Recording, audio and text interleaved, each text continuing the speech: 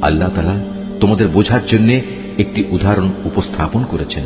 উদাহরণটি হচ্ছে দুজন মানুষের। এদের একজন মানুষ হচ্ছে গোলাম, যার বেশ কজন মালিক রয়েছে, যারা আবার পরস্পর বিরোধী, প্রত্যেকেই গোলামটিকে নিজের দিকে টানতে চাচ্ছে। আর এক ব্যক্তি যে কেবল একজনেরই গোলাম। তুমি বলো হে নবী, এ দুজন গোলাম কি এক সমান হবে? না, কখনো নয়। সমস্ত প্রশংসা আল্লাহ তাআলার, কিন্তু তাদের অধিকাংশ লোকই জানে না। অবশ্যই একদিন তুমি মারা যাবে, তারাও নিঃসন্দেহে একদিন মৃত্যু মুখে পতিত হবে। অতঃপর নিজেদের কাজের জন্য একে অপরকে দায়ী করে তোমরা কিয়ামতের দিন তোমাদের মালিকের সামনে বাক বিতণ্ডা করতে থাকবে।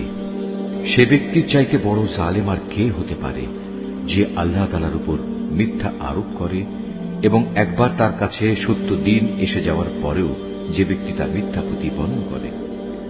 এমন সব কাফেরদের ঠিকানা কি জাহান্নামে হওয়া উচিত নয়?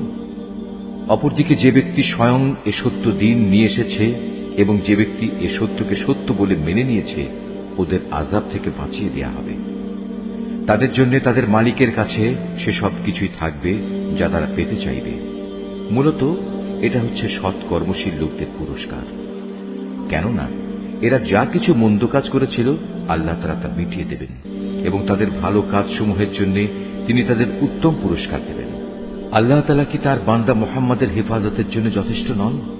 হে নবী, এরা তোমাকে আল্লাহ তাআলার পরিবর্তে অন্যদের ভয় দেখায়। আল্লাহ তাআলা যাকে বিভ্রান্ত করেন তার আসলে কোনই পথ প্রদর্শক নেই।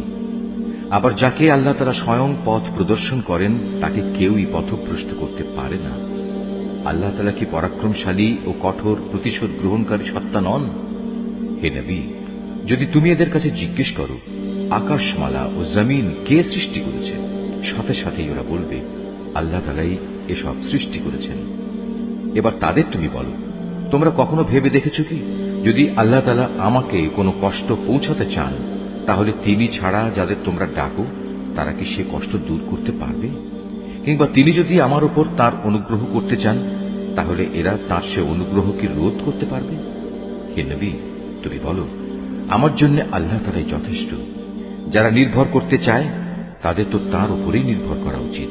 হে নবী, এদের তুমি বলো, হে আমার জাতি, তোমরা তোমাদের জায়গায় কাজ করে যাও, আমিও আমার জায়গায় কাজ করে যাচ্ছি। শীঘ্রই তোমরা জানতে পারবে কার উপর দুনিয়ায় অপমানকর আযাব আসবে এবং আখিরাতেই বা কার উপর স্থায়ী আযাব নাজিল হবে।